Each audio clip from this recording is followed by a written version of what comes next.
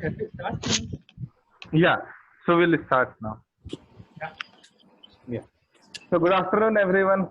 So thanks for all the esteemed panelists, those who have, selflessly decided to choose and share their views and experience. As well as I also want to thank all our, participants, those who have taken their time out from their busy schedule and decided to participate in the session, SICK of Procurement Avenger Forum. So welcome to all of you. So let me first start with the Procurement Avenger Forum PAF background. Okay, so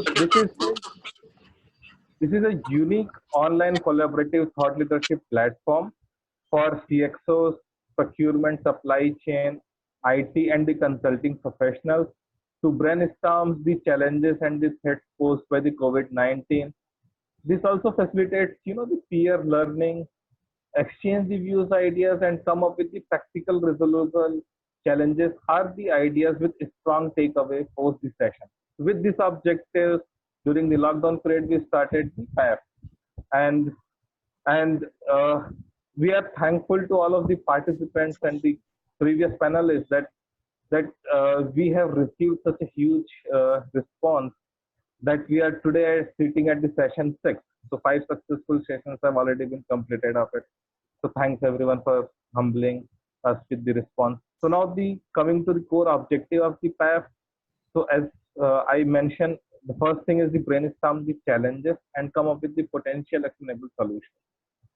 Two, establish the rapid action team of core members so that during this ongoing disruptions or in future if such disruptions happens, we can have quick action plans which can be established and the team can take care of it. Three, facilitate the peer learning, exchanging ideas and the views from the industry experts and the peers. And four, document this entire session.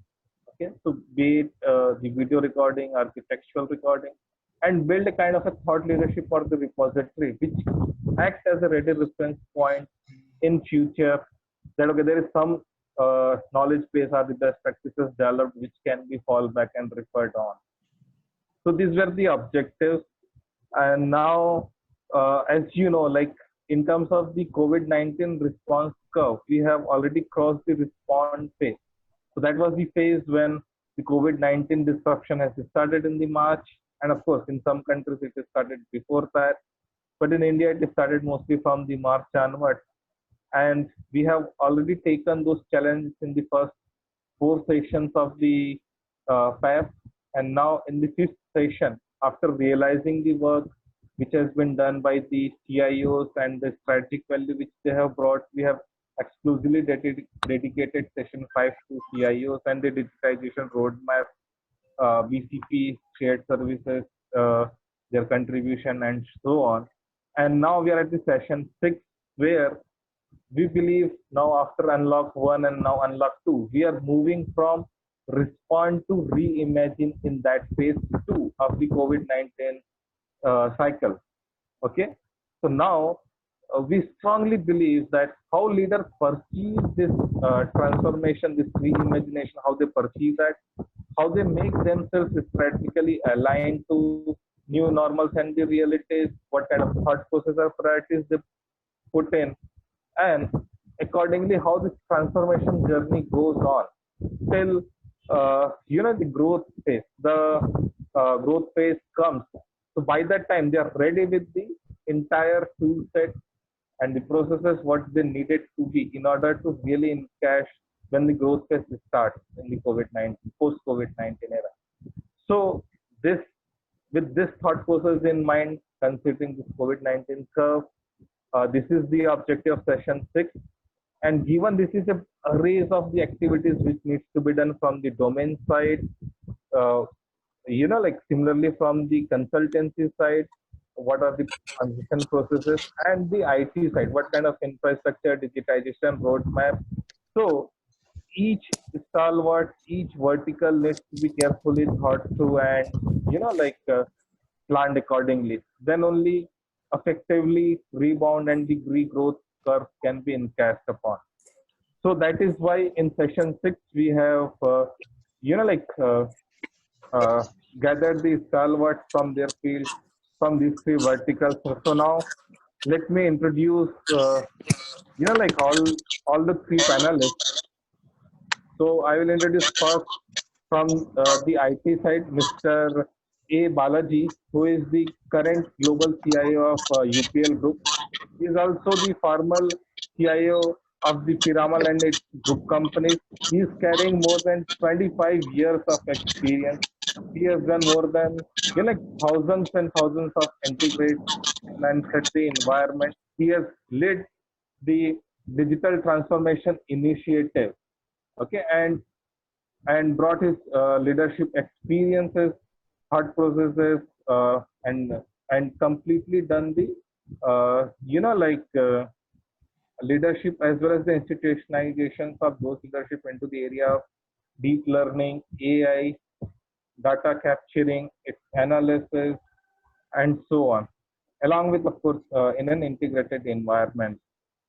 And he's chartered accountant by the qualification, but it is the technology which facilitates him. And he also is a very vivid blog writer, and he comes with a very strong Vedic background. So if you read his blog, you will be really able to sense that. So that's a brief introduction about Mr. Balaji. So welcome you, sir, as our panelist. And now let me introduce, yeah. So now let me introduce our second panelist, Mr. Manoj Soni. So he is founder and CEO of Merit Consulting Services. He is former president supply chain of the Jubilant Life Science. He has also held the CEO and the executive directive positions in the Logistic Executive Group. He's carrying with himself more than 30 years of procurement, supply chain, logistic domain experiences, and he has transformed series of the companies within the Jubilant Group, in the Tesla, and as part of his other executive assignments of companies of various size, from 400, 500 crore to even multi-crore companies. And right now also he is doing so. Okay, and along with the hardcore procurement domain expertise, he also brings the technological flavor of ERP, consulting, best practices, and so on to give it a the complete transformation and the view for any of consulting activities and the clients. He is BTech from one of the prestigious institutes, NIT Jamshedpur. So welcome you, sir, on board as panelist, and thanks for joining us. So now let me quickly introduce our third panelist, Mr. Ravin Mite, and I believe most of you would have already taken some or other consulting services directly or indirectly from his team. So he is again carrying more than 4 decades of experience into the complete supply chain and the all the aspects of it. So be it sourcing, be it strategy, be it planning, be it transformation, be it make and delivery, warehousing. So complete 360-degree view of the supply chain and its various functions across the multiple sectors, to be it pharma, FMCG, dairy, engineering, and so on. Okay, he has led the complete consulting and the advisory practices in the KPMG as a partner and the consulting head of consulting operations head. He was also the partner in the PwC. So that's the experience and the weightage he is carrying. He's also carrying, executive certificate from the Royal Roads University, Canada, and he's constantly coaching the C-suite executives in this entire consulting and the transformational process. And as far as his hobby is concerned, he loves teaching. He's already visiting faculty members in SP Jain School of Global Business, also Symbiosis. And as far as his noble cause is concerned, he's associated with the farmers, their well-being for and associated NGOs for close to 10 years now. So so that's very noble cause which is doing. And thanks, and also very important, he's alumni from IIT Delhi. So thanks, Mr. Ravin, for joining us as panelist for the session 6 of the PAF. Welcome you, sir. So now let me quickly introduce the agenda points. So here we'll be talking about the three key agenda points. One is how leaders visualize new normal and what are their priorities which they foresee. Then the point two, we will move to the transition based on those priorities, how they are planning the transitions and the associated challenges, the roadmap, and so on.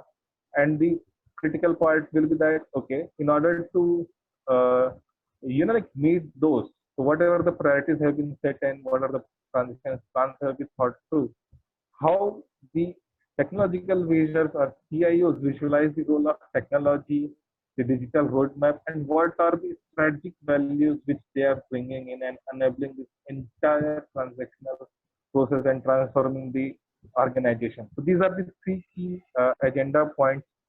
Okay, so now I want to hand over, I'm stopping myself and hand overing to Mr. Manoj to start with the first point, like how he sees the new normal and the priorities for the supply chain and the procurement professionals.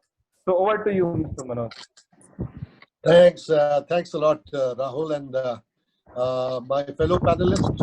A very warm welcome to all the people who have been a part of this very good momentum on the PAF 6 session. So I think I can't just be wondering what's really happened after January, February in this financial year, because many people want to forget 2020 because of many reasons, because we've all got unprecedented changes which are there, and it's been a very different world for everyone, including entrepreneurs, including people who are running the businesses, and the pandemic impact has been really disruptive. In the true sense, disruptive. Just to give you a glance, India, with 7% to 10% of the growth, had a last quarter of growth of 3.1%. Now, can India think out of the box? This is in context of the latest situation in China, how the world views China, and how do the global supply chain get aligned so that India can take an advantageous position to really make the best out of it? I think so, yes.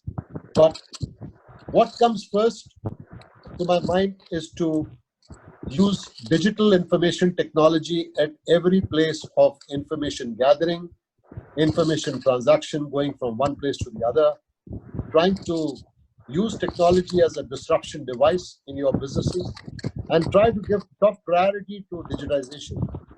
And what I can tell you on my hands-on experience for the last about 4 months, that I feel that people who adopted digitization a few months back are able to look at the new normal to be very different.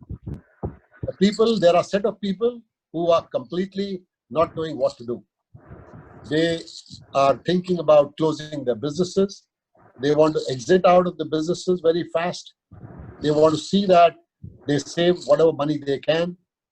They are being ruthless in terms of their manpower recruitment side, on their current people who are there, and there is a fear and despair on one section of the people. On the other side, the new normal defined by some of the leaders who are thinking out of the box are trying to build up wherever they were on the digitization front in their respective businesses. If I give you a small glance, I started my career in 1985 and I was part of the SAP R3 implementation, which was a 200 crore project in Tata Motors way back in 1997. Quite a lot of you would have just started their careers, but then I still remember that it was a big budget for a technology which SAP R3 has brought as an ERP. But the thing was that we were trying to customize everything to the need of the organization. And there is where the problem comes. the new normal is to become where you standardize your processes across the organizations as a strategy. You try to develop a blueprint for not just 6 months, 1 year, but for next 3 years on how business process transformation with digitization is going to transform the way you do business, And that's going to be the cutting edge for any new company, and that's going to be the new normal as per me. If I look at a few companies which I've worked in the last 2-3 months, and I can tell you I've been not more busier than during the pandemic. No doubt, there have been more virtual meetings. We are taking care of a Zoom meeting as Rahul has organized it. We have not been able to meet you all together. Otherwise, maybe there would have been a PAF session in Mumbai, Bangalore, or Delhi where we would have met together. But yes, I think there is definitely a difference meeting together and doing business on the platform, especially meetings. But I think if I look at digitization, especially embossed into various business processes, the adoption of digitization right from product development to product innovation to making how the markets are responding, how your customers and suppliers are integrated with your manufacturing shops, how each and every customer, either B2B or B2C as the case may be, how can you really interweave the whole supply chain end to end? You can get a better visibility so that you can have a much better resilience, you have a much better way to react, and how naturally you can come out with a better satisfaction of the customer, because we are all there because of what? We are there because there is somebody buying our products, there is somebody who needs our services, and there is something which is required by the changing needs of the customer. And to tap those dynamic changing needs, it is impossible to do it without technology and without visualization techniques, and with springing up of platforms which can have artificial intelligence, they can do big data analysis. I think it is inevitable for the normal curve to be more digitized in the coming quarters, in the coming years. And on one way, I look at it to be a threat, but at the other end, it's a very big opportunities to help companies to build up both socially, both our inclusive growth with the people who are really doing the work at the factory level, how people can get information and we can make their lives better. And as Rahul has put a very good word, that just to lay down, and I'll take a reflection for my other panelists, but I feel that the new normal will be that each and every organization, to whatever they are doing, they will have to imbibe technology at all the critical places first, and then try to transform so that all the information systems can flow through a common conduit so that it can interact with all the stakeholders in the value chain. So in a nutshell, what I feel is that the coming days are making us feel more regarding the current way the technology is transforming.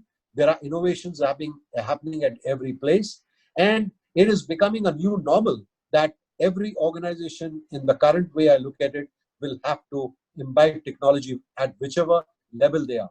There is a maturity level of many organizations. Some today, if I see, they just do an accounting package. There are 400 crores of companies and they are running their businesses only through telephones, through calls, through WhatsApp messages, and through Tally. Now, Tally as a product, I'm not talking about Tally as such, but they're just doing a basic accounting. But they have no information flow which can really radically tell them that what's the changes in the demand. For example, in the pandemic crisis, the demands from maybe from a 10 number, they reached to a 3x level. They were down by 70%. But then how there is a reaction of the supply chain to each of the information coming into the value chain is most important, which can bring your suppliers, your customers to be catered better. And as I speak, I feel that there is going to be a big opportunity for India to take this opportunity to see that many of the companies in China may be looking, or many of the parent companies who are based in China, from the US, from Europe, and many other places, they might be looking at India, but the cutting edge would be that government does digitization to stop the bureaucracy, to set up the shops here, and how can really supply chain and the overall end-to-end supply chain work with more digital innovation and more digital technology. I would like Raman to put some thoughts, and then we can have some more perspectives around it.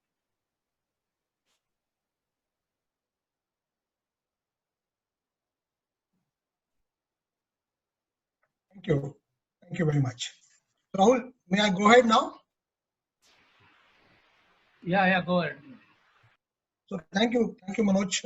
It was a very good perspective, and you have really emphasized importance of digitization. I will I would like to take a little more holistic view in this, and I want to start with saying that how our world has changed, particularly the organizational world. So pre-COVID to current situation, I see very clearly that companies were used to manage crisis. Crisis is not a new thing for companies, but they are all learned to manage crisis which are point crisis, which have a very defined endpoint. Unless there's a flood, you know it's going to the few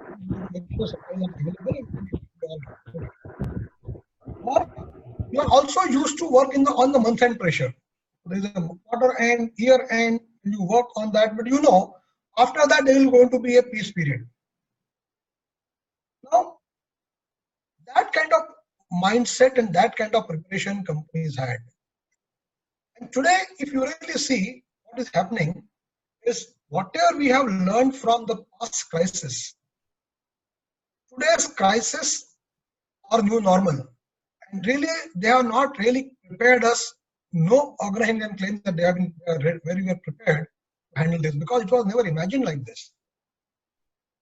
Companies are used to work on strategy, budgets, quarterly targets, month-end targets.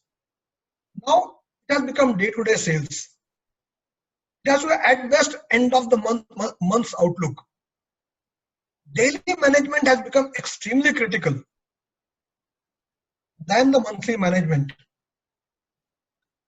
And we have to have our ears on the ground, digitally or otherwise.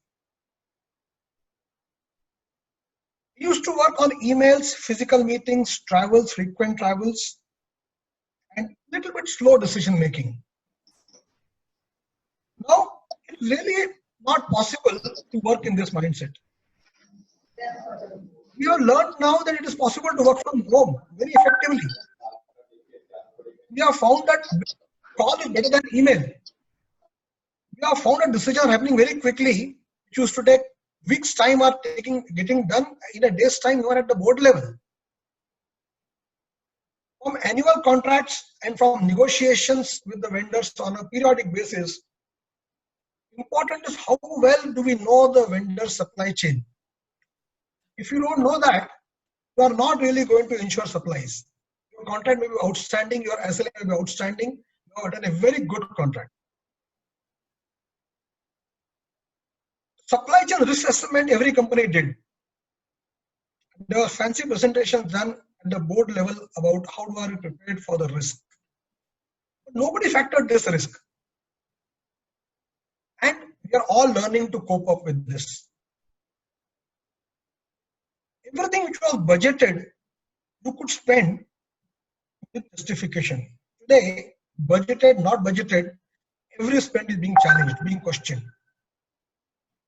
So we have actually come to a situation, and everyone wish that it will get over with lockdown 1, now it is 2, 3, 4, and you don't know when it is going to end. So this is perhaps for a foreseeable future, the way of working. And I find now the realization is coming in last 1 month's time in managers' mind. This is not a picture which will end. This will continue. This point of view, if we really want to look at reimagining the future, how do we reimagine the future now? I think there are 5, 6 things which are important. First and foremost is we have to go back to basics of supply chain very clearly. Whatever we know, what are the basics? Demand sensing. How do we sense demand accurately on the ground at a local level? Because it may change tomorrow if the area gets into lockdown. the demand has gone. Demand sensing, producing to the demand. You can't really produce long batches, long term. You have to produce for demand, meeting the demand, because tomorrow you don't know the demand will continue. You will invest money in that production. Supply chain visibility up to the last truck is extremely critical. Responsiveness of supply chain. All these are basic supply which you teach, which you learn in the BB schools. Wastage elimination. Whatever is the waste, eliminate that. And collaboration of supply chain between different constituents. These are the basics of supply chain. And if we are reimagining the future, we need to really go back to the basic and see how well we are going to do these aspects well. Second point, I want to really emphasize on the need of daily management. Today's performance, linearity of performance. We can't on month-end sales. We have to look at today's sales, tomorrow's sales. And I know of companies which are actually measuring sales now much more on daily basis. It's like one day, it's like 2020, if not one day. So daily management through digital and through sensing on the ground, daily management across sales, distribution, warehousing, manufacturing, procurement is very, very critical. Leaner the better. Third point, we need to apply lean principles, produce to the demand, produce in small batches, work in small teams, multi-skilling, inventory on wheels, inventory buffering are lean concepts which are very important today, and we need to develop our supply chain to actually become leaner. Fourth point, teamwork. It's very important that those cross-functional silo mindsets, collapsing of hierarchy is very, very critical, and knowing your team members extremely well. First question I know people ask today is, how are you? Is there anybody COVID in your vicinity? Everyone knows everyone's well-being and what is doing for you. Redefining the office, the common space. It's very effective in the informal state at home. Everyone is very good at virtual meetings. And what I just talked about, technology is really a great enabler. All these technologies where you have invested but yet not how to use them well. You find the inventories of things which you have actually done digital or in technological where you not harness the full potential. Before you go for new investments, look at that how are you using those things very well. I believe for reimagining the future, and that is a lesson from it. So that's why I would like now to listen from Balaji in terms of what he thinks about.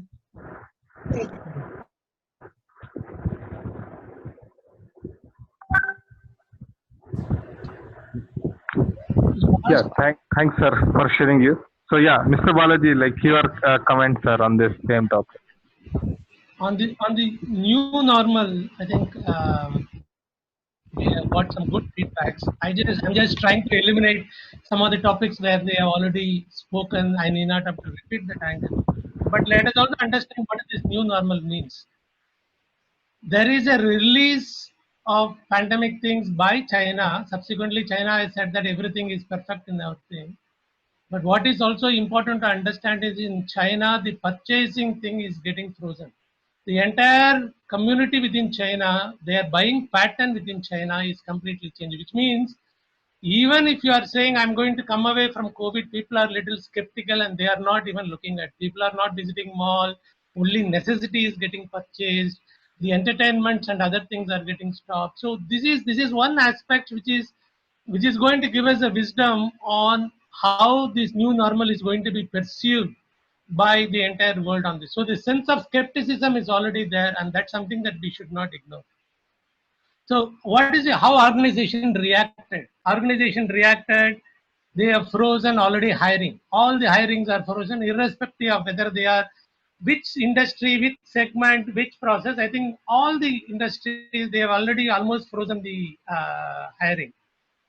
Then they have already frozen traveling. Thankfully, COVID also said that there is no travel, so there is no T&D. Those type of things are already there in that.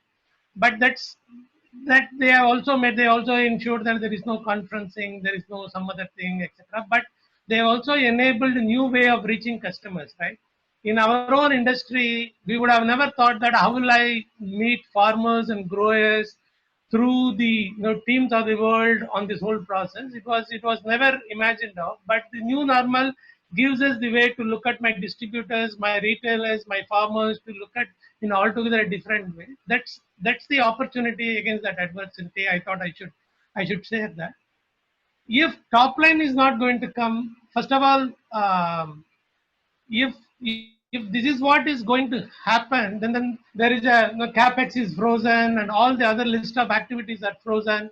Then people are really looking at cash is king. Then we need to really hold those type of thought process. Then the next question comes in. Okay, if this is what it is, if top line is not happening, how will I ensure that my bottom line is protected? Then the whole range of cost optimizations, whether the working capital management, all these type of things are coming in place because of this new normal. Every one of us, and there are many companies who have said that minimum increment to no increment to cut in salary. There are many companies who said that there is a in IT or in other industries we are hearing some 25 to 30% of the manpower is going for a thing, and these are all going to be new normal, which also means that there is going to be a huge set of manpower which is not going to be which is knowledgeable, but can be potentially used in this new normal in a much more better way, which means when the supply is more and the demand is less, then the cost of operations can go much more lower, which means that is also an opportunity in this adversity. I think these are all some of the points in the new normal I thought over and above the points my colleague Manoj and Ravindra has talked about. Yes, thanks, sir, for enlightening with this. I just want to share one quick update. Even Oxford Dictionary of 2020, they themselves have added the new term like new normal. And what it means is, like an event, status, or an era that previously was unfamiliar or atypical situation that has become standard, usual, or expected. So that is the definition of the new normal which Oxford has added. So just thought I will just share, reflecting and summarizing all the points of our esteemed panelists, those who have shared. Yeah. So thank you, sir, for the question one. So now we are moving to the agenda two of our panel. So now I would like to start with the Mr. Ravin to share his view on how leaders are planning specifically to the transitions and the various aspects associated with the transition. So what do you, Mr. Ravin? Right. Thank you. So I want to share some of the actual examples where I am working right now, and I am seeing how some of the very leading companies are using period to actually redefine their future and overall supply chain. So, because we are talking about how leaders are planning the transition.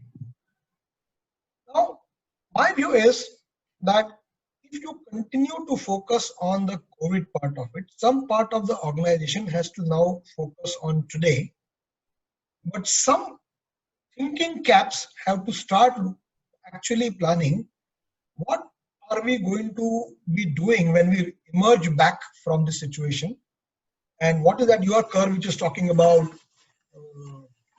word which you use, which is the rebound. So what would be the rebound? So there are examples. So I know a very large FMCG company actually is using the entire, they have identified based on their own estimation of what is going to happen, how the market is going to re-emerge, identified trust areas for their different business units.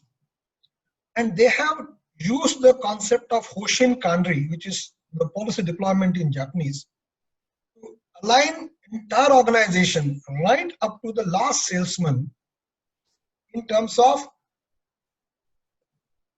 doing work on daily basis on trust areas. It could be daily management, it could be process improvement, routine management, it could be innovation, new product development, it could be new product development, it could be new product development, it could be new vendor development, and all of that. Now, what it has led to is they have identified around 950 projects which they have launched across the organization. So while on one side the organization is battling to manage daily sales and daily performance with daily challenges, they have already put in motion people's mind in future, and every single individual has been made part of a project. So they have moved people from focus just on today to future. So companies are actually using this opportunity, this time, to realign, re-energize the organization and make sure that people do some part of their work which is required for tomorrow. And that is what good companies are doing by involving everyone, every single individual. Other company is deciding to build, and we all talk about cost reduction because today everyone wants to conserve cash. So cost reduction, cost optimization are very common things. This company has coined the name cost consciousness building. So they are actually trying to make sure that the organization take this advantage of this time to build in the entire organization a cost consciousness, so the defined cost consciousness. And what they are telling is every cost, if you look at, actually has three areas of cost building. Any cost. When the moment you identify a need which you want to fulfill, internal or external, you actually commit to that cost. For example, if you decide to do certain tests on your manufactured products, when you decide to conduct a test, you are committed the cost that this test will going to consume some raw materials, some packing materials, it is going to consume some consumables, some chemicals and all that. So that is a part of need generation. So you generate a need and you commit to the cost. And unless you challenge that need, is that need is really required today? Can we do without it? Your large part of cost commitment cannot go away. And most of the companies don't today have focused on the need. They are only focused on acquisition, which is through purchase department, through better negotiation, better procurement, e-procurement, strategic sourcing and all that. Or they are focused on consumption. How can I avoid this travel? How can I use this AC less? So silly. It's all consumption. The question is, do I require air conditioner? If I require air conditioner, I commit the cost. Now I can save few units here and there by managing it better or doing power trading. But once I commit to power cost, that I need air conditioning, I committed the cost. So what they are doing is, they are looking at every single cost head, the overhead line item in their GL, and looking at generation, is this need required, including legal cost, including consulting cost, including technology cost, including administration cost, including stationery, telephone, everything. Generation, focus on generation. Is generation needed? Is do require this need? Can we do without this need? And that is building a huge amount of cost conscious, and people are realizing that what they think is a necessity today actually is not required. They can do without it. So they are hitting on the very root of the cost. That is what I call as building cost consciousness. They are also actually using the lean tool of value stream mapping to actually draw value streams to identify wastes. And then they are coming and telling blue collar people, these are the wastes, let's see how can we eliminate them. So involve everybody in the shop, reduce waste and identify waste, re-energize people. They have looked at the entire Kaizen initiative. One company has looked at and directed Kaizen initiative towards cost. So there are companies which are actually using initiatives to prepare the people and also design large scale plans, so that when they actually come out, they come out much stronger. I know of a company which is looking at rationalizing the entire SKU for looking at every SKU. Is it required, not required? Can I eliminate the tails? Can I look at SKU which has got high, which has got low profitability, can I actually tweak with the recipe there? So these are the things which companies are doing, while one part of the organization is actually focusing on day-to-day managing today's sales and today's production. Same part of the organization is also putting a thinking cap to actually execute large-scale initiatives, prepare themselves for the new situation. And I would think that the company will emerge as leaders because they are not spend their time and energy only on managing COVID, but they actually use this opportunity to create a new company organization for tomorrow. So this is what my thought is, how companies are planning, and they should plan for the future. Okay, I will come in, or Manoj, will you come in? Which one that you want Yeah, to share? yeah, Mr. Balaji, we respect your view should come first, then we'll go to Mr. Manoj. Okay, so for me, the situation is same. Look, whatever we have been discussing on, it's equally applicable to everyone, right? And how are we going to differentiate here is going to make us different. Are we going to be a mediocre company, or are we going to be a visionary company? I think that's the fundamental difference. And in 1 year, we will come to know what are all mediocre company and what are all visionary companies. I think that's the situation that we are in. Point number one. Point number two, this is the best time for acquisitions, right?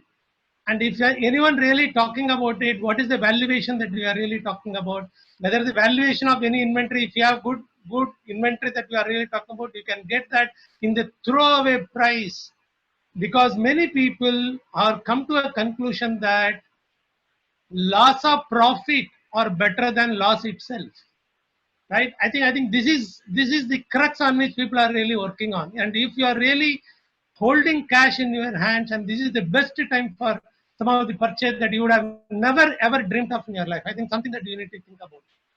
The third, what I fully agree with Ravindra on this consciousness, but I use a different language for that. That is called zero-based budgeting, right? Whatever you are talking about, you start with zero base, right? You don't presume there are certain things. Oh, this is there on this. You challenge each and everything, whether it's a fixed cost, whether it's a variable cost, right? I think it's important to get into that zero-based budgeting. This is the best time for your zero-based budgeting, and this is also a best time for your JIT with the technology, just-in-time inventory. We have been hearing some attempt on automobile has been carried out, but not many people still there. Still, it is 7 days or local vendor, those type of thing. Here is the best time. You need not have to hold any inventory. The vendor will keep you in your doorstep for your inventory, and you can pay as you consume. I think this is the best opportunity using the technology. How can we get in that just-in-time inventory to go through this? This is the golden time for those persons who have been visualizing my just-in-time inventory in my organization. This is the best time to go through this, right? Then working capital management is the key, right? If you are going to get the money, if you are in that particular zone of industry wherein you are sure of getting your money back within 3 months, or maximum by 4 months time, which is 120 days of your lead period, then you should really look at those type of things and then cover those areas. Okay, it is not one golden rule for all the type of industry. You have to be aware of which industry, what is that segmentation that we are really talking about. Within that industry, if you are able to look at which one of these lever that you can use it, so that we can take advantage of the situation, and taking on this further will help on this. Over to you, Manoj. Thank you, Balaji. So actually, I would like to give a little perspective adding on to what my colleagues have said. I actually segment the overall business into three important responsibility on all of us. One is the fear and the kind of psychosis which has happened at the marketplace is unprecedented. No doubt, I think we have to be cautious about what's happening. But one impact I'm seeing every company wants to give to its employees. For example, I know a company which had 200 people coming to their workplace. So they took the opportunity in April, May to identify that out of these people, how many people can really work out of the office? That means work from home. And they have completely revamped their strategy to look at their HR policies, for example.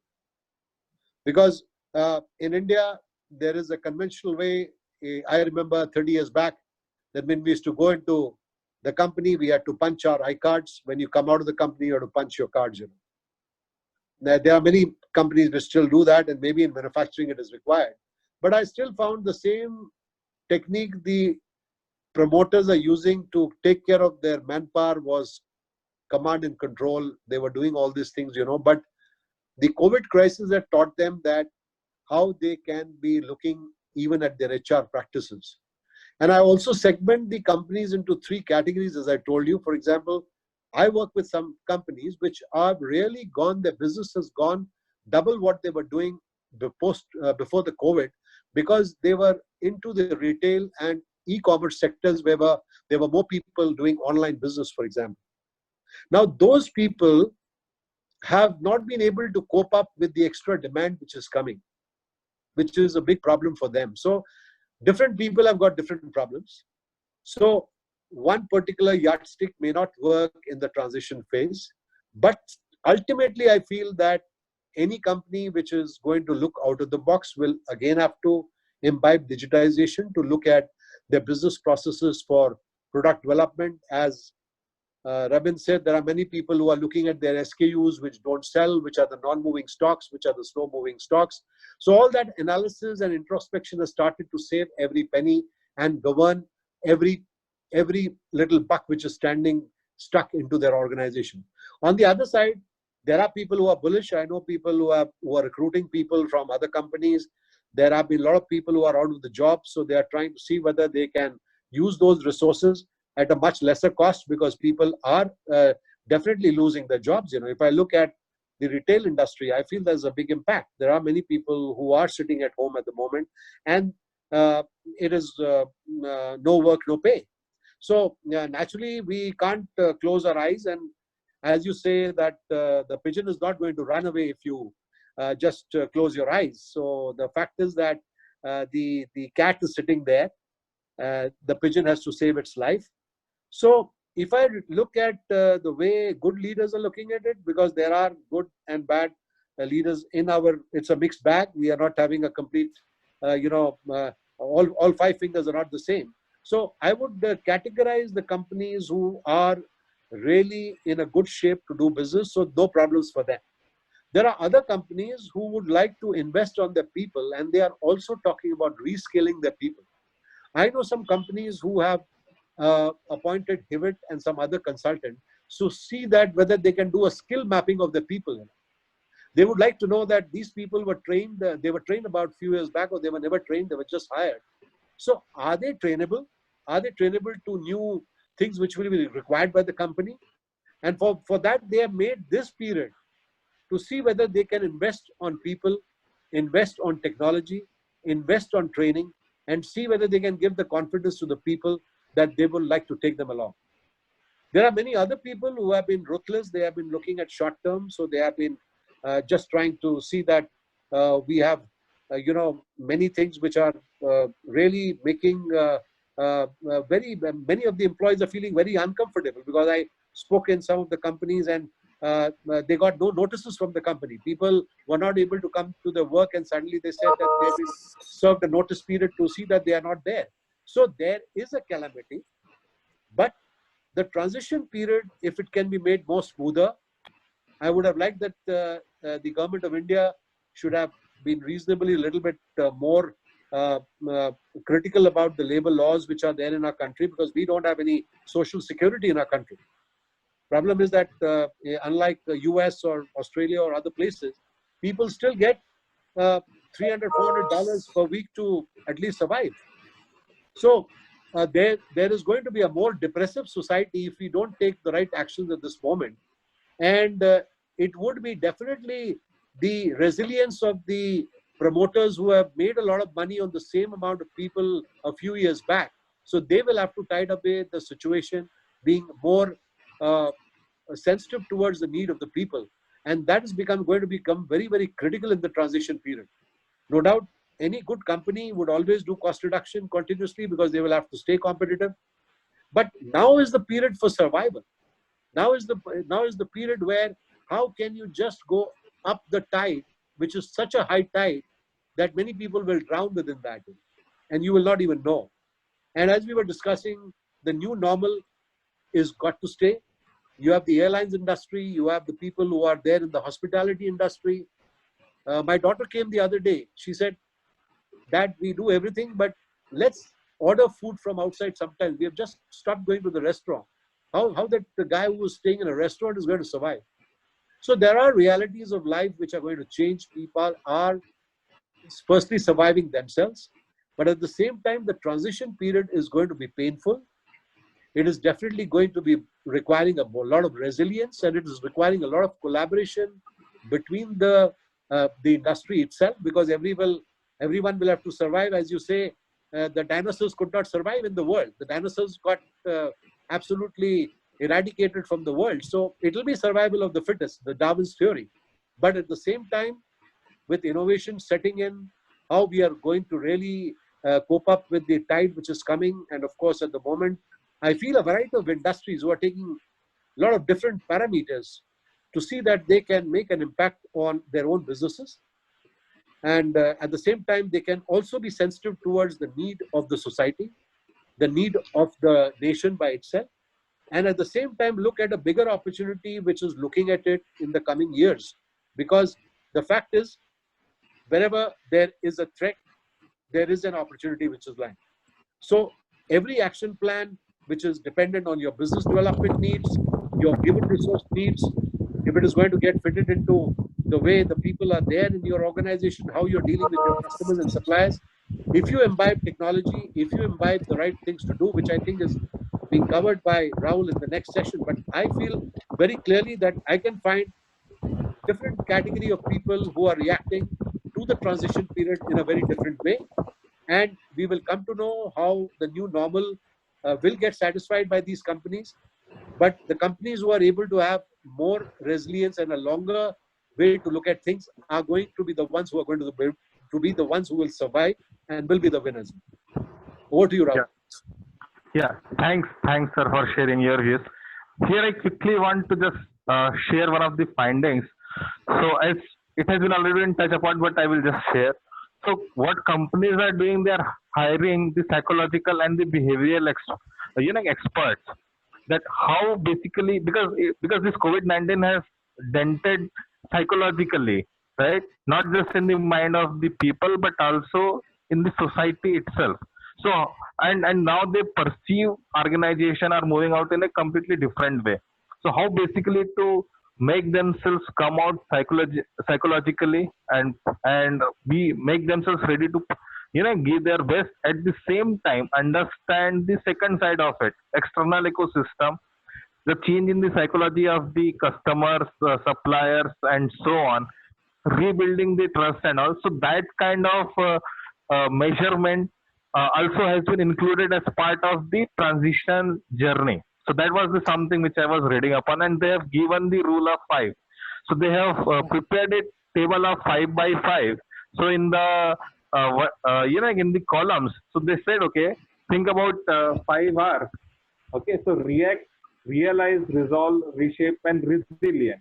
And the the column wise, they have said, okay, proactiveness, preparedness, pull together, problem solving, publication, and fill all the elements which is needed, both from the skill realignment, from the people, process improvement, technological improvement, and fill this table uh, considering all of these three aspects, including the change of the behavior aspects. So then you are ready. So that was one thought I was just reading. So I thought I will just share, which is already been shared by all. Now with this, we would like to move to the next part, next agenda topic of how leaders are visualizing the role of technology and digitization roadmap. So Mr. Balaji, we would like to start with you, sir. Yeah, yeah, thank you. And it's my home ground. Yeah. You know, it's a golden period for IT. Okay, and you may be surprised to hear certain things, but according to me, it's a golden period for IT.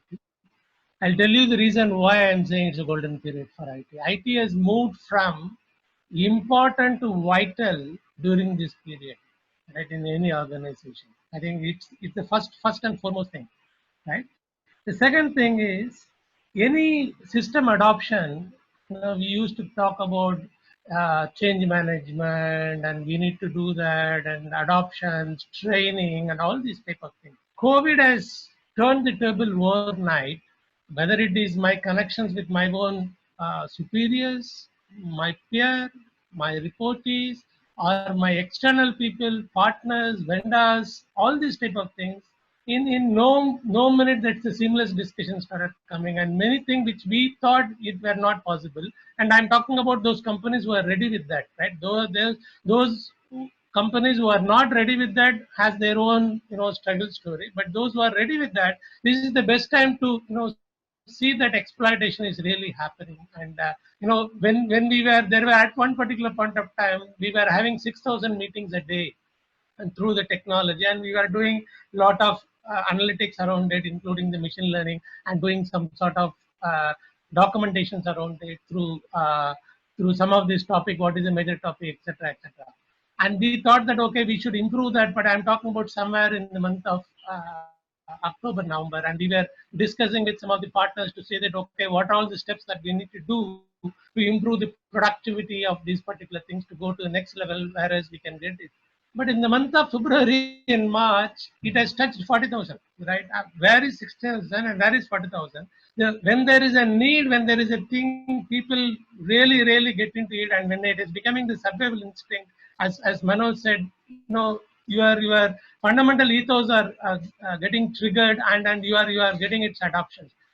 And as I said, whether it's a partner, whether it's an internal thing, on an average, this level of surge in those adoption, we could visibly see. And as an IT person, it's really a happy news for me if someone is really exploiting the tools that we are in. Okay. Change management is the highest possible thing on this. So any new implementation that we are talking about, any new tool that we are talking about, here more and more people are eager to grab that.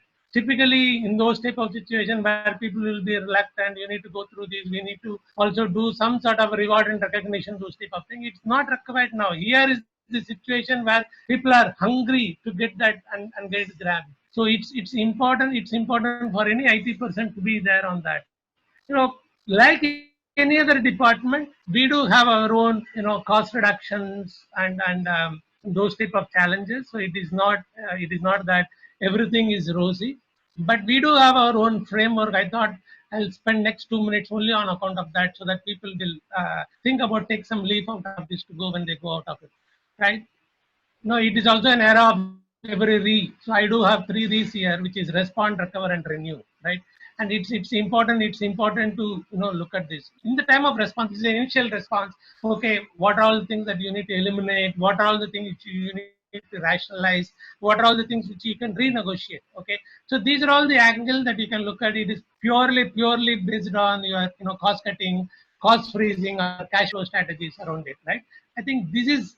I've seen that. I've seen people who are looking at things in 3 to 4 months period they were looking at, but it is not a sustainable long term that we are talking about. Okay, if at all if there is any, personally, if you ask me, I think we should not wait for Corona to go for optimization. We should not wait for Corona to eliminate or to make things right. We should be by design, whatever it is the process, we should keep that, and that is going to be very handy if we are really going to work on. The second portion is, as an IT, we should also look at what is to recover, which is to optimize. What are all the things which you can look at optimizations? Can we do by improving the efficiencies, cost optimizations, digital business optimizations? There are companies. I think Manoj and even Ravin has touched upon the e-commerce side of it. This is the wonderful opportunity to go for some of the things on the e-commerce side to think about, and can we establish those e-commerce opportunities, or is there any new avenues that we can bring in? Is there any new segment that we can open towards this company, thereby we can get that sustenance in much more better way? Or can we do something to improve the productivity? If we are doing it with 4, then can I do it with 8 at the same time, so on and so forth? Those type of things is also very important to look at. Can we use some of this area? There is no one hard and fast rule. These are all some of the things, even within IT, we need to really look at. Or can we shift spend? Some surprising trend is really coming up. There are many companies who are willing to forego their working capital by shifting some of their payment terms to going beyond 6 months, 9 months, depending on the COVID, and there is a human face for those companies to look at. So can we exploit those type of things? Try to bring in those type of working capital to make on. So this is going to be a second stage wherein some sort of an element where you have much more recovered process on this. The third process is the renewal process where it can be a sustainable option only if you are able to create the value. Within IT, what sort of value that we can really think of, right? We need to really get into the definition of the strategy around in-source versus outsource. There is a huge discussion across all the industry. They need to really think about it, right? So can we look at what is in-source, what is outsource, what is that percentage? And there is no one right answer for any particular industry. What this industry and what is the best strategy for that industry and how we are going to go about. This is the best time to really renew those type of thought process, right? And that will also help in. And you also have the situation where there is a huge number of people who are now released from the society. Can we take them as advantage? Can we start employing more freelancers, and that way your total cost of operations is in much more better way? Can we try to build a platform in such a way that we can run a hackathon, that way we can get those type of things from those people so that it's a win-win for them as well as for the organizations? Can we relook at those type of stuff? Can we also relook at cloud versus on-prem solution? These are typical cloud adoptions and cloud cost vis-a-vis on-prem, security, non-security. There is a huge amount of discussions around work from home. Actually opens the Pandora box of security,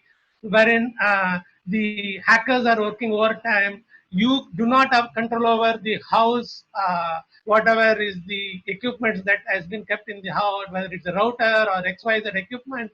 So how are you going to really ensure that your organization interests are getting protected? Is it better to go for a thin client? How you are going to do the wet analysis of vital, essential, and desirable?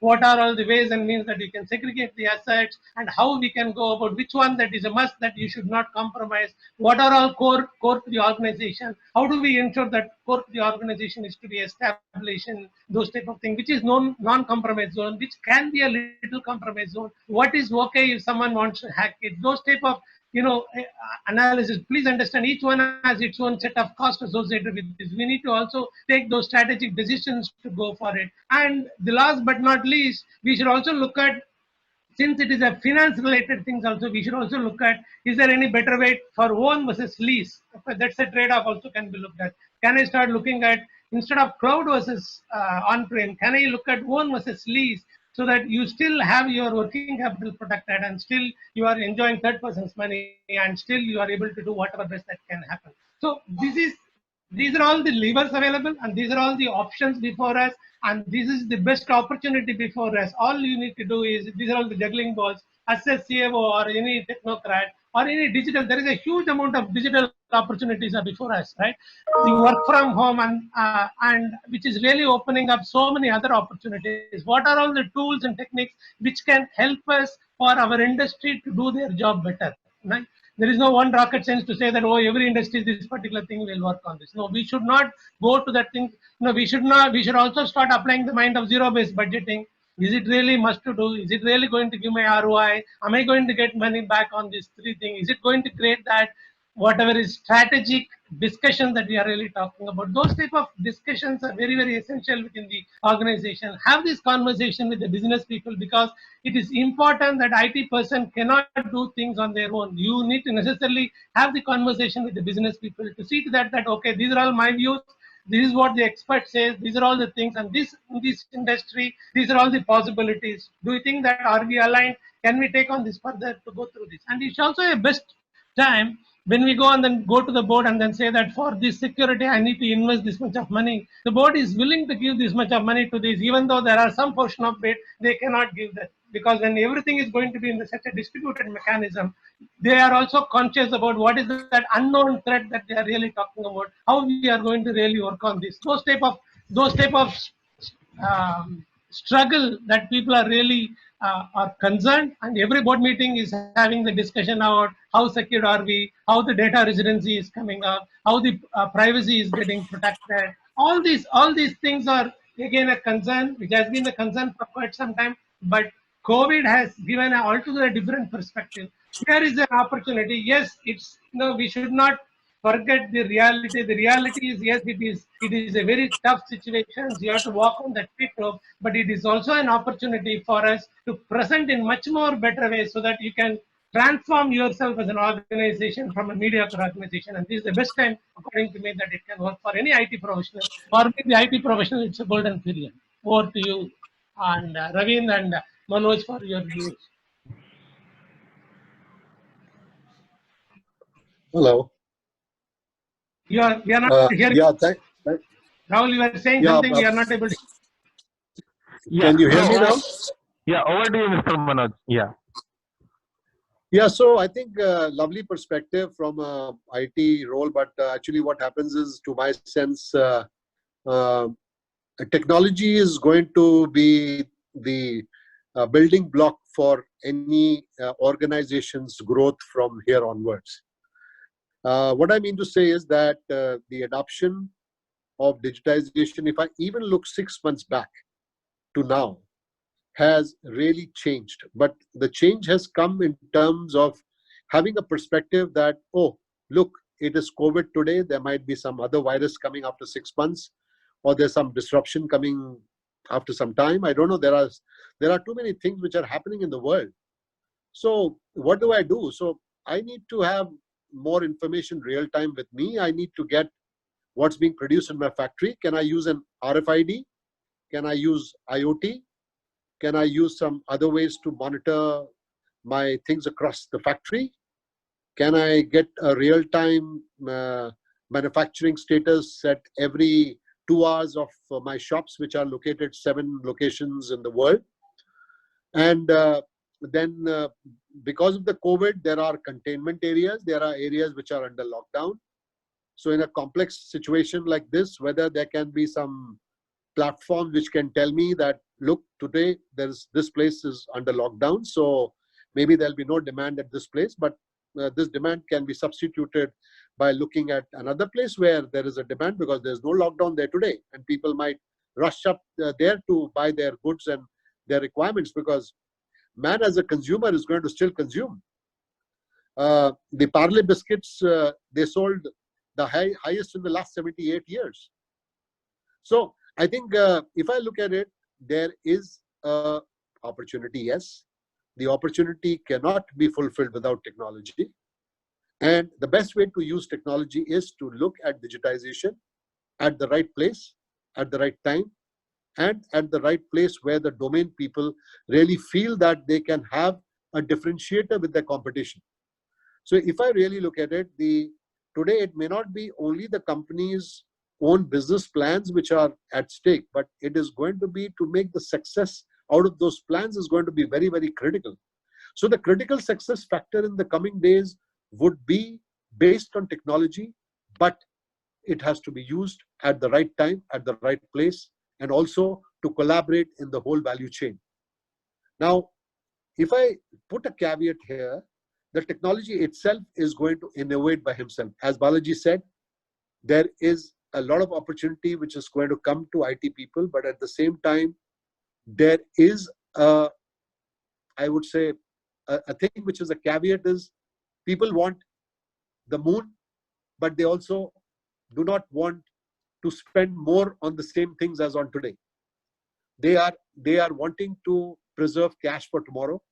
So lease model against an outright model, to buy a cloud versus an on-premise. All these things have started emerging into the head of the promoter who's going to put money. But one thing I can tell you, it is inevitable, unavoidable to not look at digitization without any technology for any business. A business might be the smallest and the smallest, but technology is going to be the game changer. And that game changer is going to be there because, one, the need of the customer itself is very dynamic. Tomorrow, the customer who never used to buy things in one bulk, he wants to go out and buy the grocery for a week today. So a company like Big Basket is getting benefited because the Big Basket gives you, maybe if you have a wallet size of 5,000 rupees, it will give you 20% reduction on a delivered good at your place. And their sales have almost doubled. They are not able to cater because I was speaking to the CEO of the Big Basket here. He says We don't have many people who can transport the material because transportation, logistics, all these things have become. But what they are doing is they are giving them handheld devices. They are giving them technological tools which can scan, which can deliver. They know the real time where the people are going, what's the productivity of the people. So at the end, what I feel is that the differentiator between a company which was doing a business now and the business before the COVID is going to change. And technology is going to play a very, very vital role to do that. Over to Ravin.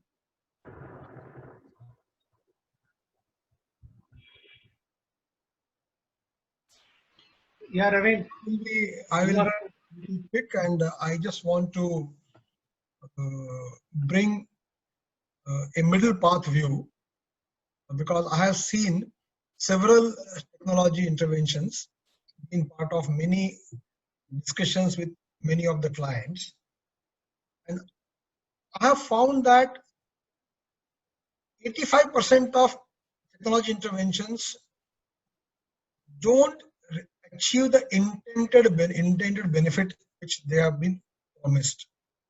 Because of, and that is nothing wrong in the technology itself, it is the ability of the organization to adapt itself and build the mindset and capabilities in the users. And ability of technology teams to really make it easy for people to understand and make them understand the benefit of it on their day-to-day life. Having said that, I find there will be two kinds of companies today. One are those new age companies who have born with the technological age because they are newborn. They are started with a technology platform, and you gave example of BigBasket, example. And there are companies which are old companies which are now migrating with the towards technology and using technology. And those are the companies which are going to have a real challenge, because so far they were able to manage with a lot of manual processes and partial or incomplete implementation of technology, because their manual process is very strong and they had enough number of people to work on it. Going forward, it will be very difficult for these companies to actually manage the large workforce, and they will have to adopt the technology.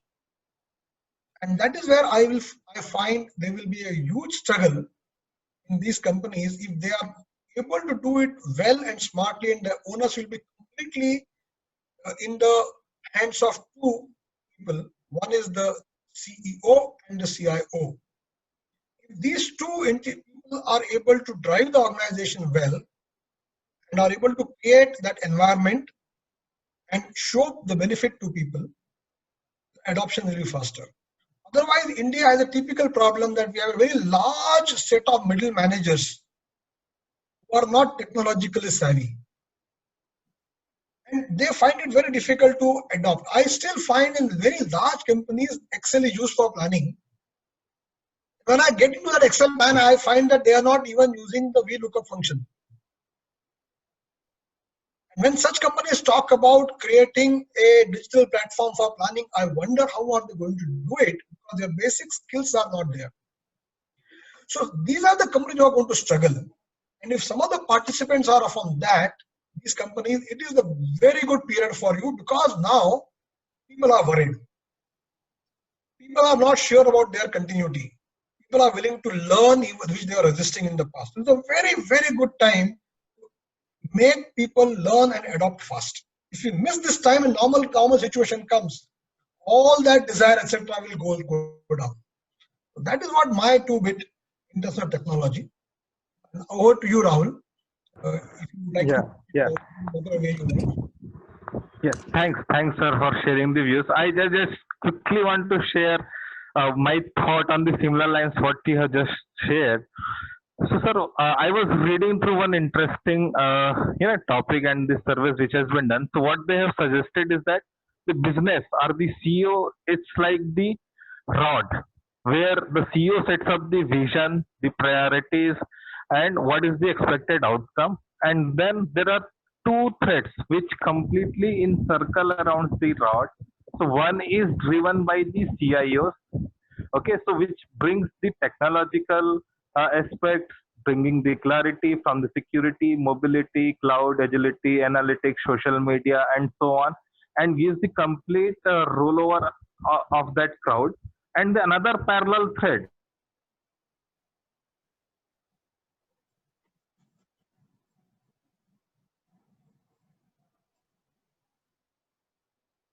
I think, is Rahul frozen? Well, I think we are missing you, Rahul. Yeah, I think Rahul has logged. I think we have to wait for him. Yeah, and in case if there is any other persons beyond Rahul in the Maven Vista team, they can take, and then if there is any questions from anyone, Stakeholder to be maybe. Yeah, Rahul. I think that should be. We have about 10 minutes, so maybe we can start with the Q&A. Yeah, we should not go in. if at all there is any questions, people Rahul, you are on mute. We can see you on a mute. Well, all the questions would be coming to him, and he has to direct it to us.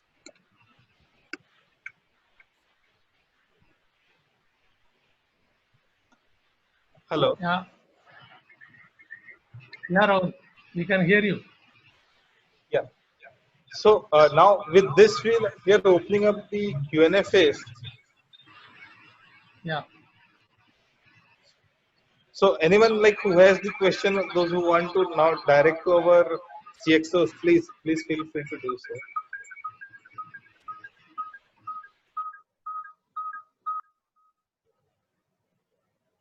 Yeah. So I have one question from Mr. Oladapu. He is head of procurement and supply chain.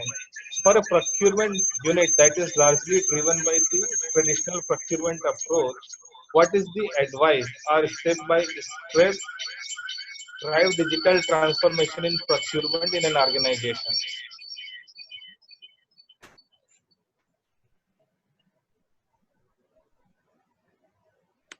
Hello. Could you just be specific about the question? If we can also tell us who can answer it amongst three of us. Yeah. So for a procurement unit, which is largely driven by the traditional procurement approach, what is the advice or step-by-step methodology to drive digital transformation in the procurement of organizations? So, shall I check it? Yeah, please go ahead. Please go ahead, Ravi. I think Yeah, for procurement organization, there cannot be a single focus approach. If you are a traditional organization, procurement organization, I think you need to look at the entire operating model. Pardon me for using the jargon. What you need to look at is very clearly what are the procurement processes, which are processes you want to do. Is it acquisition process, negotiation process? Is the commercial? Is it vendor development process? What is the process you want to really significantly improve?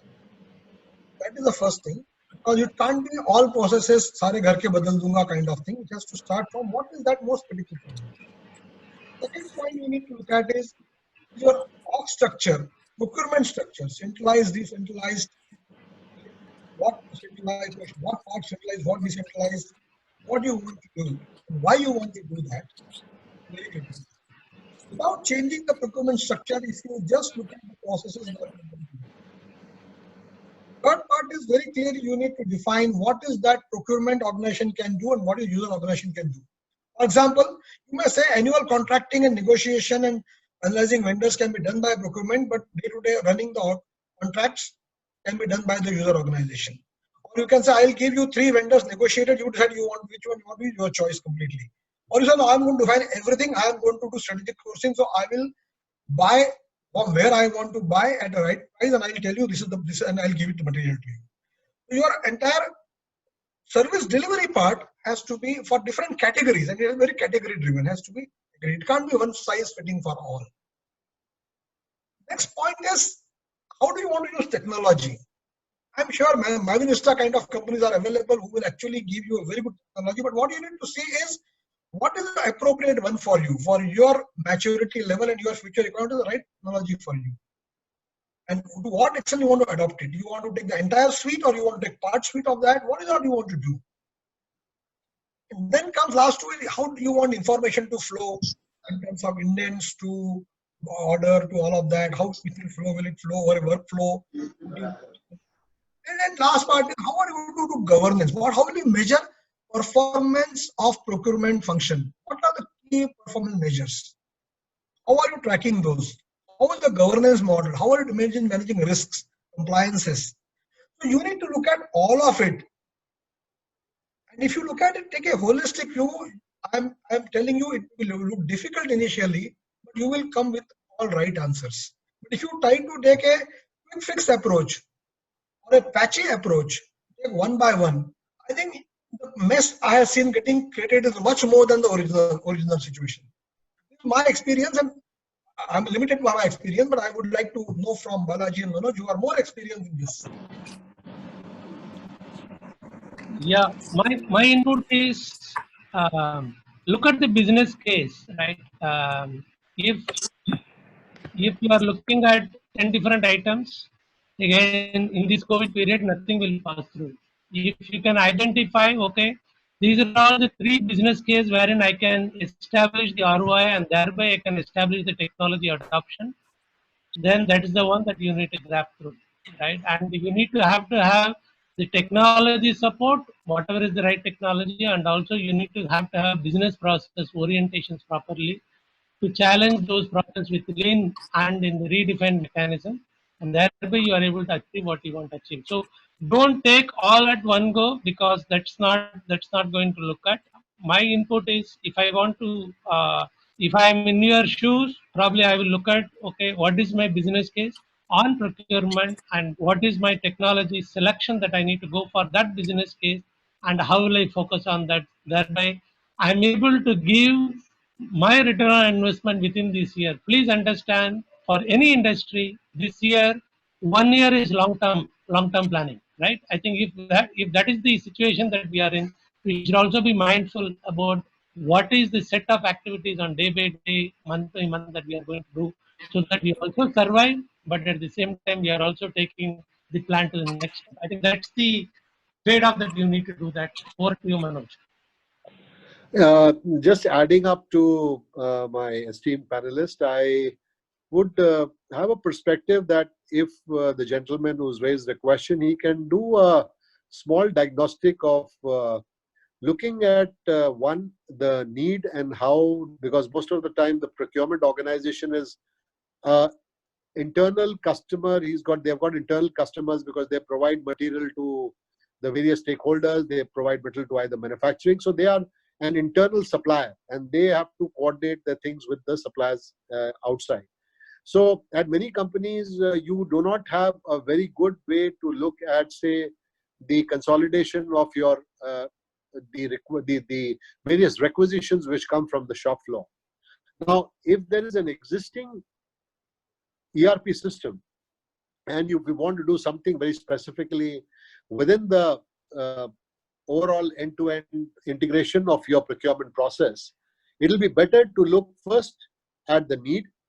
The second thing would be your organization in terms of your organizational structure. Consolidate that organizational structure, as Robin said, between centralized and decentralized. And then look at the flow of information, how it comes from your users to get consolidated into requirements. How do you send the RFQs to your suppliers? How do you interact with your suppliers dynamically?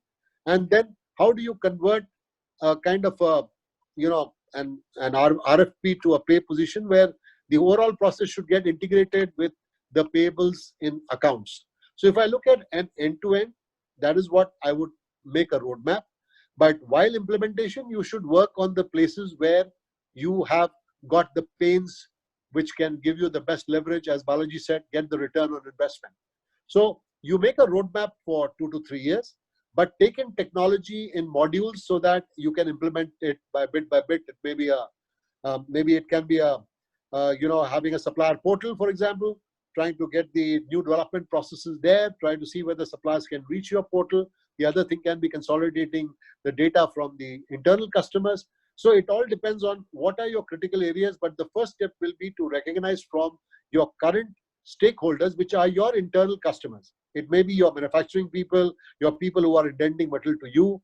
Those requirements should be first plugged in, and most probably you should make a longer term roadmap, but implement it in phases, because nowadays there are companies which provide module by module implementation, because that will give you a whole focus of not taking a big bang theory, but you can do it gradually and it will give you the best leverage on what you're investing. And in current times, every paisa should be saved. So it'll be a good idea to make a roadmap for a longer time, but implement it in pieces. That would be my recommendation. Yeah, thanks, panelists, for providing the clarity. So there is second question that is more specifically diverted towards Mr. Balaji. So the question is from the procurement department, which says that, okay, we are convinced that it is the digitization which is going to help them out in terms of process efficiency, work from home disruptions, and so on. But at the same end, we are not sure about the vendor, and this is the new process, and also there is a lack of budget trimming. So how a CIO is going to approve that decision and bring this picture where efficiency versus cost is catch-22 situation? So what do you, sir? Yeah, it's a very practical question that we got it. Thank you for it. Some of getting a budget during this time is going to be very, very difficult. I agree, but it's also an opportunity on us to see to that why this investment is so crucial at this particular point of time. Then go for that particular thing, right? So it is not that, okay, I also want to have that is why I said that we have to do a wet analysis. Is it vital? Is it essential? Or is it desirable? If it is so vital for your business and it is going to transfer your business even during this COVID time, then you should have that conviction, go on and have that and present that business case. And also today, there is also a cost. There is a famous saying of going which product that we need to go. What are all the ways that we can approach for a bigger product to go through this? I given my hint in my initial thing, wherein this is the best time you can go for any product, and the price is now almost coming as throwaway price. So to that extent, your ROI, and if it is a vital process, your ROI should be immediate and you should be in a position to get it. Point number one. Point number two, assuming that even that price budging is not happening and thereby I'm not in a position to give that much of business case, do some sort of hackathon type. Tell them what is the business problem. Call some 3-4 things. And this is the time where the startups are really very, very hungry. You can tell the business problem, and I'm sure they will come in throwaway price for you. All they may need is your brand to go through that. So be part of their brand and then try to do this, and I'm sure you will get it. So in this current era, the supply is more and demand is less. This is the best time to do any implementations, and thereby your cost can be drastically reduced. And when I say drastically, let me also give some percentage. It can be as equal to 10% of the original cost that we might have proceeded. I'm telling you this, there are certain things which is mind-boggling when I'm looking at things in a different way, though I'm particularly cost sensitive in this particular area. So that's the industry we are in, and that's the situation that we are in. Survival has become very critical even for those companies. So it's important to take this opportunity and build a beautiful business case for vital case and then do that. I'm sure it is doable. And in case if you are getting stuck, please let us know. Yeah, thanks, sir, for sharing your views. So the next question is specifically directed to Mr. Manoj. So, sir, the question is, in times like this, where there is supplier trust and all is at lowest point, and at the same time we want to build up the supplier portal and go for the procurement process. Okay, so how to do the risk mitigation, how to onboard the supplier, and how does the brand of that supplier plays a role, given this is a new supplier and for the first time we are going to onboard and do the digitization through him. So what I would recommend is that the fear in the mind of a supplier comes on two ways. One is that in many times when the digitization of the purchasing process is not there, the supplier is dependent in a lot of ways on his relationship with the purchasing department. In a way, when you make your digitization process, you have everything transparent. Suppose there is a bidding process which happens at the supplier's end, there will be a fear in the supplier's mind because most probably you manually get your orders through maybe sending a WhatsApp or sending your codes together to the manufacturer and or the supplier who's going to take your codes. But gradually, it is very important to tell them that we are building up a platform to bring in transparency so that everybody has got an equal playing field. And this will only show the honesty and loyalty of a supplier towards their stakeholders, because today in India, there are very few, I would say, categories in which you can do long-term contracts where you work on a listed price, which will be available for the whole year. You would like to use at very dynamic places that which of the areas you can do a better negotiation with your supplier, which is on the other end. But if I look at my last 10 years, I can tell you that there is a program by some companies where they call at least 30% of the suppliers, COVID or not COVID. You can do a virtual meeting like this and tell them that what you are going to do in the next 9 months in this year, which gives them the confidence that, okay, the volumes post-COVID were so much, the volumes are decreasing, there is a pressure, because if you don't communicate them, so the first thing I said is communication. Number two is if you have a portal, you will be able to transact with the supplier in a much better way in a real-time basis, and everybody will get the same information. So the good point on having a common system which can interact with the supplier, like for example, a supplier portal, is that he will be able to get common information and he can interact with the principal in a more collaborative manner. So if that perspective is given and if the company has got a vision to make their supply chain more of a partner, tomorrow you can have you are just a vendor. The other is that you are a partner to me. That itself will make a lot of difference here in the way you approach the whole process of collaboration, trust, and also looking at bringing transparency into the system which the supplier is going to implement. And of course, again, technology and digitization can play a lot of role to bring in healthy competition and to bring a good perspective to that supplier or to those suppliers.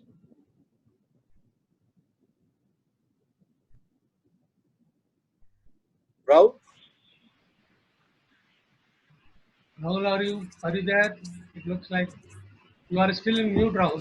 Hello. Yeah, I'm there. So, sir, I think we are taking the last question. This is for Mr. Ravin, specifically for Mr. Ravin. So the question is, like they have the multi-geographical distributed team, and like there is HQ has the different processes and different tax structure. And at their geographical distributed team, it's a different set of procurement team and different structure. So in such scenario, if they want to adopt the procurement solution, so what is the right transition approach which you can suggest?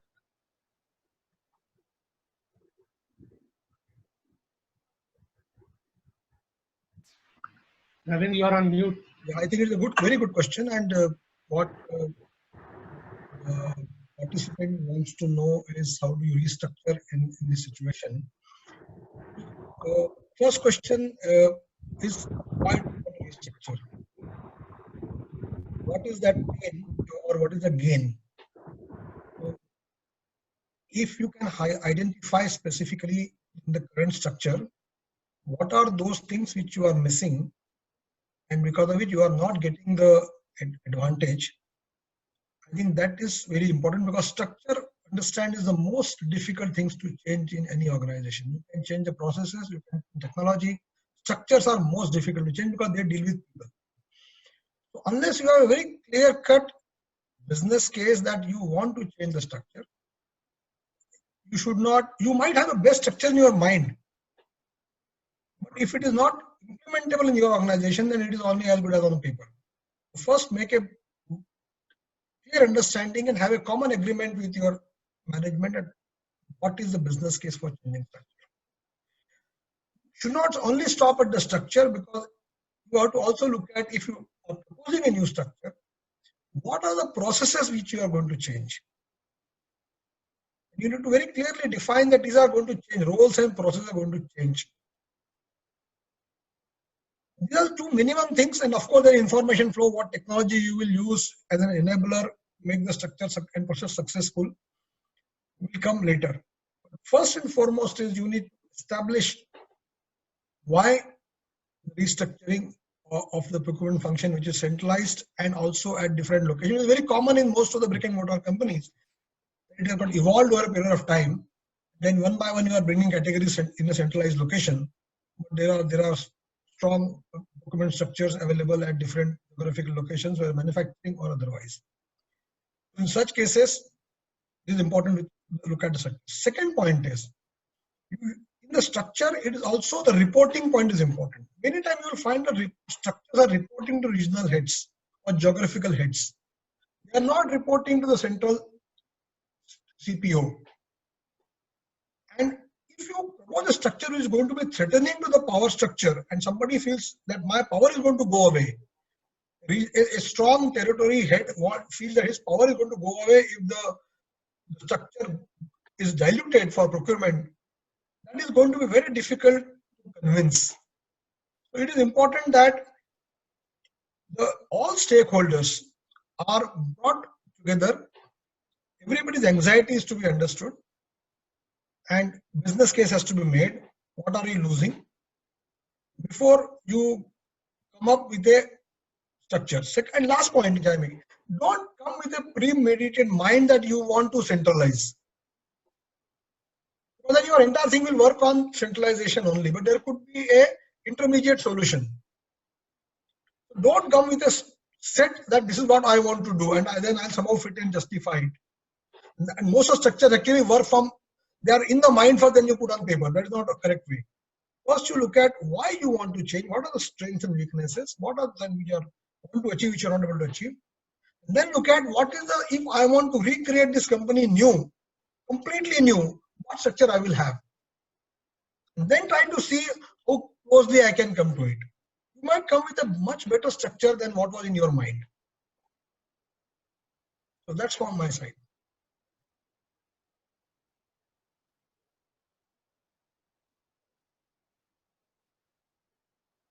You're on mute, Rahul. Yeah. Thanks, sir, for bringing the clarity. And I think with this, we would like to stop our session here, because I think we have already overshooted the time by 12 minutes. So I want to thank, first of all the panelists for taking their time out, joining the session, sharing the views, and answering the questions which have come up. And at the same to thank all the participants, those who come up, given their time, listen to views from our panelists, and also share the questions. And I hope they got the questions, and they can go back and implement those learnings and their answers in best possible way. So thanks everyone for joining this session. Thanks a lot. Wish you a great day ahead. Thank you, Rahul. Thank you, Rahul. Wonderful. All the best. Manoj and Ravin. Thank you. See you, Bala. See you, Very good professionals I got to know them, and it was great interacting with both of you. The gain is mine. Thank you very much. Thank you. Pleasure. Same to you, Rahul. Bye-bye. Cheers. Bye. Bye.